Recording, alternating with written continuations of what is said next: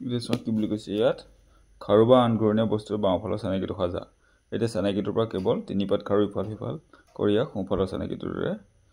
সাজা বাওঁফালৰ চেনেকীটো এনেকৈ আছে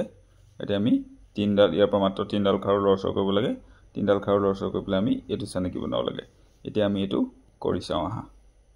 চোৱা ইয়াত আছে 10ডাল খাৰু এনেকৈ ওপৰৰ পৰা ওপৰত 4ডাল তাৰপিছত 3ডাল 2ডাল এডাল এনেকৈ ত্ৰিভুজাকৃতিত আছে এই আকৃতিটো আমি পুৰা সলনি কৰি দিব লাগে এইটো ওপৰত হৈ যাব লাগিব আৰু এই সাইডৰ তলত হ'ব লাগিব কিন্তু ইয়াৰ পৰা আমি মাত্ৰ 3ডাল খাৰুহে লৰচৰ কৰিব পাৰিম এতিয়া কেনেকৈ কৰিম চাওঁ আহা আমি প্ৰথমতে এডাল দিলোঁ ওপৰত ঠিক আছে তাৰপিছত এতিয়া আমি এডাল লৰচৰ কৰিলোঁ এতিয়া 2ডাল লৰচৰ কৰিলোঁ এডাল ইয়াত দিলোঁ আৰু এডাল আমি দিলোঁ ইয়াত হ'লনে সম্পূৰ্ণ ওলোটা